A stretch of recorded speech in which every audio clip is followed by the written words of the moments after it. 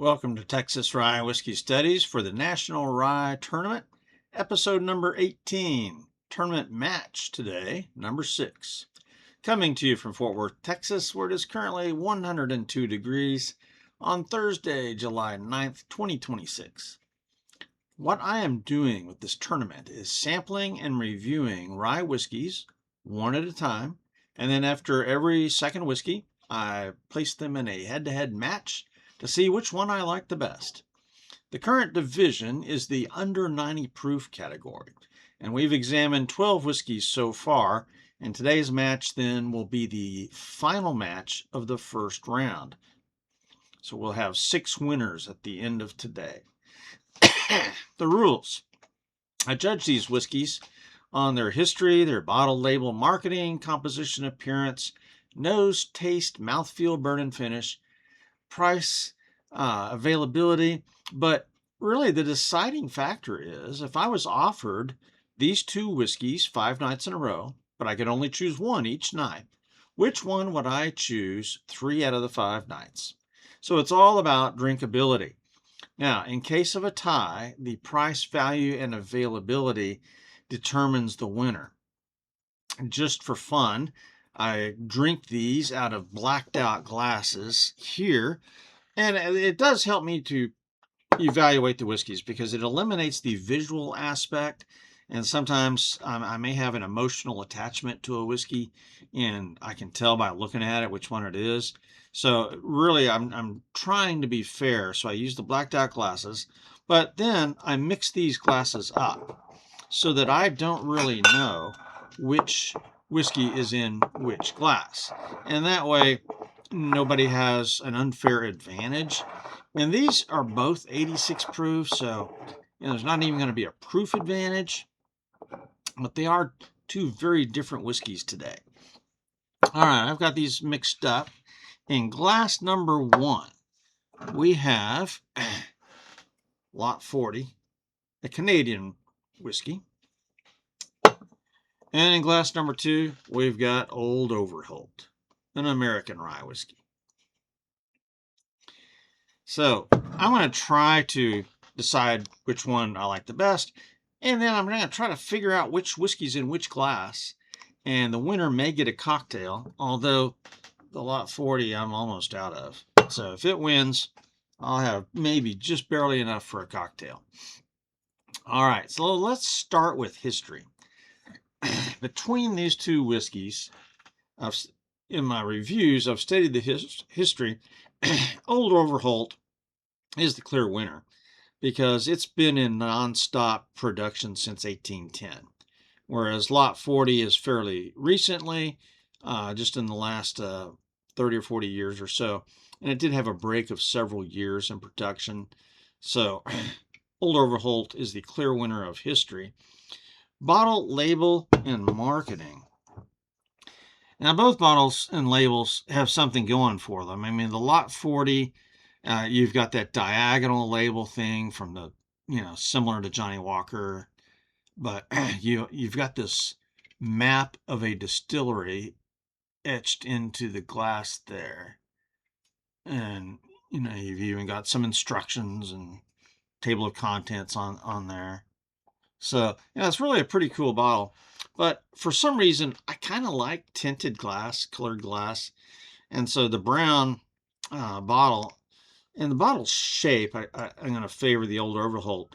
When it comes to the label, the Old Overholt to me just communicates it's old. It's old-fashioned. It's the old style label. And you got Abe Overholt portrait going on there. So for a bottle, label, and marketing, I'm going to go with Old Overholt. And marketing for sure, because this is available everywhere. Lot 40 can be hard to get. Only one store in Fort Worth that I've found this at. So, whereas Old Overholt is everywhere. So, bottle, label, and marketing, Overholt wins. Now, appearance, can't really judge the appearance very well because of the glass bottle, and I've got blacked out glasses. But what I can do is go back and read my scores, and so here with Old Overholt, it scored a 3 out of 5 for appearance, but for the lot 40, it also had a 3 out of 5. So it's pretty much of a tie. So we'll say appearance is a tie. Composition. Both whiskeys are 86 proof. The Old Overholt does have a 4-year age statement, whereas Lot 40 does not have an age statement. We know that Canadian whiskeys in general have to be aged for 3 years or more, and so we don't really have a clear statement of age here. But for composition, we look at the mash bill, and Lot 40 is a 100% rye mash bill. Old Overholt, no mash bill is revealed. This is a Jim Beam product, and going off the taste, I'm going to say it's a fairly high rye content. I don't think it's a low rye, but I'm not sure. So composition, I'm going to award that to Lot 40 for more clarity. Even though it's not age stated, I do think it's got some older stuff in here in the 6-year range. Flexibility, versatility. So when I reviewed these two whiskeys, I really found that the Lot 40 was better tasting neat, had more flavor, I think, and made a killer old fashioned, whereas the Old Overholt, not so much. Kind of struggled with a mixed drink with Old Overholt. So flexibility, versatility, Lot 40 for the win. Price, value, and availability. The Old Overholt is around $20, $21. It's available at all the stores that I shop at. Lot 40, however, is $35 and only available at Goody Goody. Only one store. So, Old Overholt for the win, maybe. Value is part of this competition. Price, value, and availability. So, while better price, better availability, my recollections are, I kind of, going into this, I could flat out prefer Lot 40 and its versatility. So value-wise, price and flavor are related. And so if you've got a $20 whiskey, but a much better tasting whiskey for $15 more, that's going to be a tough call. So we'll see. I'm going to lean towards Old Overholt there, but we'll see. All right, let's get to the whiskeys themselves. And what I do is I nose these. I'm going to start on my left, and again, I mix these up so I don't know which is which. But the Lot 40 is glass number 1 on the bottom, and Old Overholt is glass 2 on the bottom.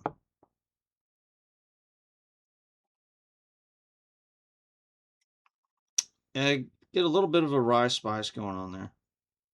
Not a strong nose. A little bit of rye spice. I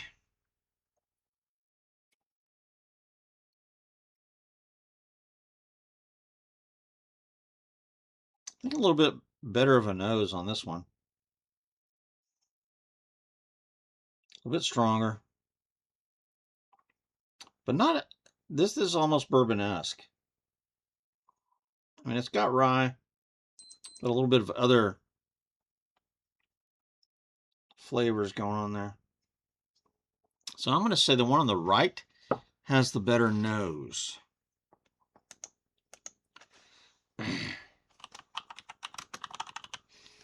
Right wins the nose. So we'll start tasting with the weaker nose on the left.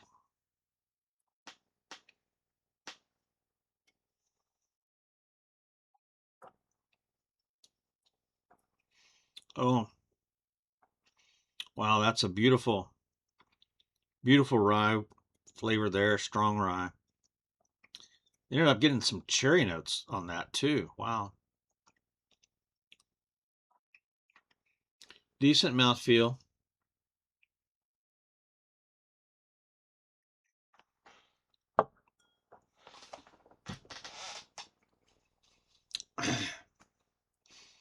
That is a low-grade burn. It's more than mouth tingles, for sure. So this is a low-grade burn, which is very pleasant. It's proof appropriate. The mouthfeel, burn, and finish. Yeah, that's a really pretty good mouthfeel, decent burn. The finish, some of the flavors are lingering, as well as the burn. So yeah, that's a pretty decent finish as well. So that was a pretty impressive. I like that neat. Now, could I hazard a guess about which one that was? I kind of think that's the Lot 40, number 1, but I'm not positive.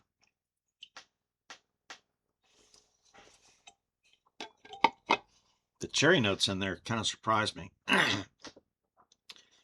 But Crown Royal Northern Harvest Rye also has cherry notes on it for a rye. So that's kind of unusual. All right, let's go to the glass on the right.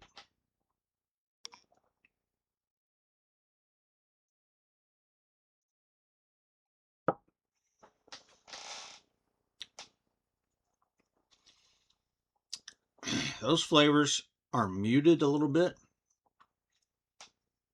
Nowhere near as bold as the first one. And again, like I said about the nose, I'm getting a little bit of bourbon-esque flavor going on there. And that's true on the finish too. It's got a decent finish. Doesn't have the burn the first one had.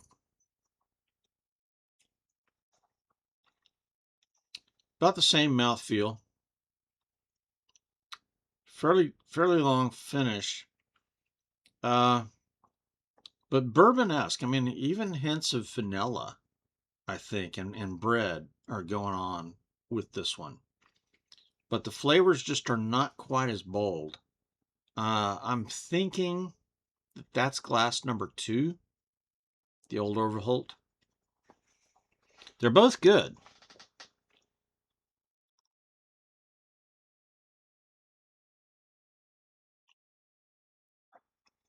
I mean, this is going to be a case of they're both good, but they're very different. One is bourbon-esque, so I'm thinking that's the old Overholt. It's got that Kentucky rye thing going on there. The other one, all rye all day. That's the Lot 40.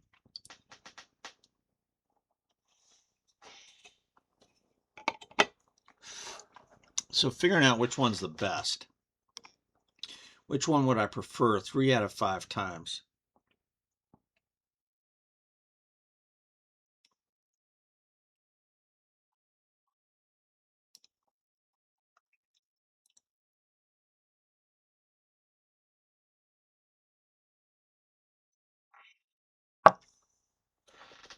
I'm going to say the one on the left.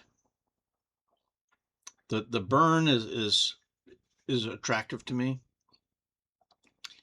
and the flavors are a little bit more bold. So I'm going to say, for taste, left wins. And because of the burn, the left wins on mouthfeel, burn, and finish. So that leads me to say the winner is going to be the one on the left. But it's close. I mean, these are two significantly different whiskeys, and I like both, but I think I'm going to prefer the one on the left. So, which is which?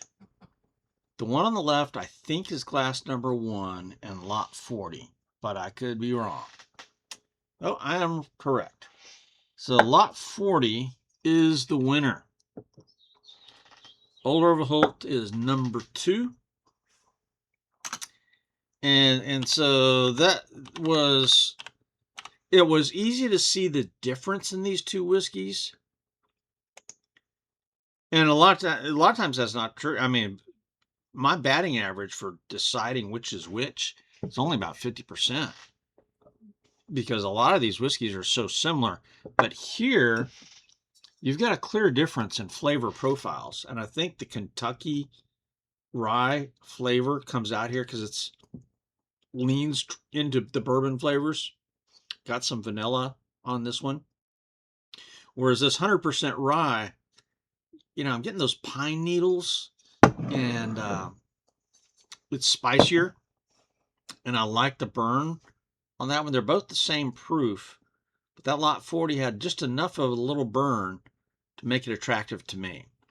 So that's the winner. And so does the winner get a cocktail? Well, I've got barely enough whiskey left for a cocktail. We'll go make one and come right back.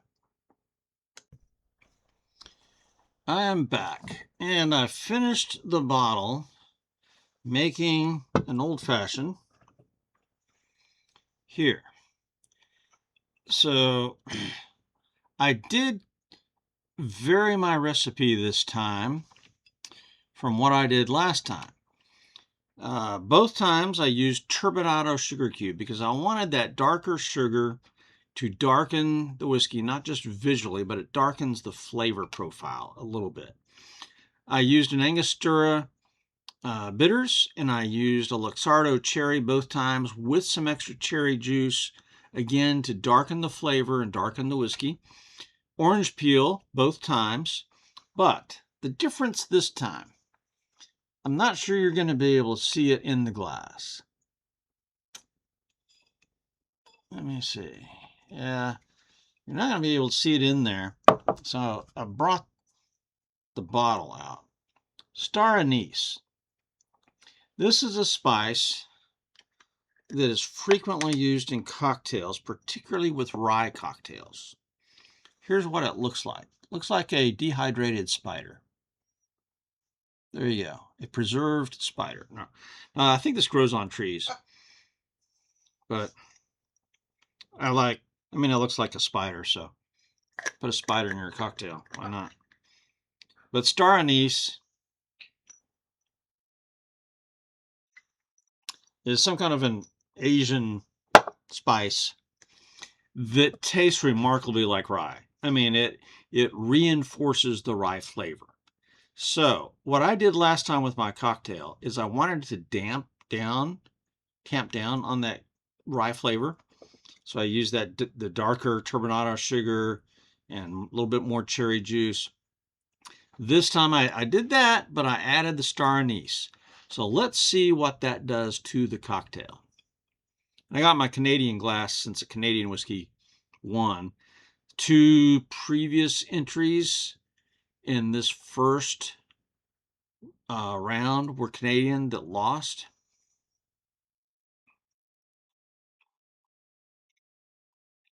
Oh my. This is beautiful.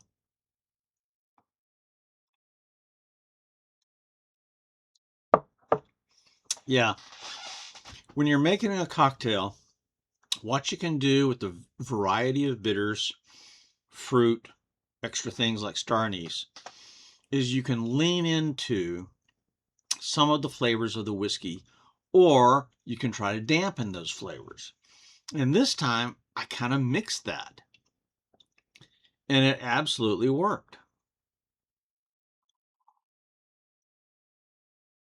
The star anise leans into the rye flavor, but the dark cherry with the juice and the turbinado sugar tames that. It rounds it, smooths out the cocktail, blends it very well, and you have a magnificent old-fashioned.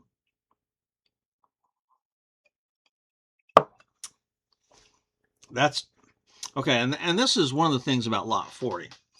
Now, this is my second bottle of this, and the first time I went through this, I never made cocktails.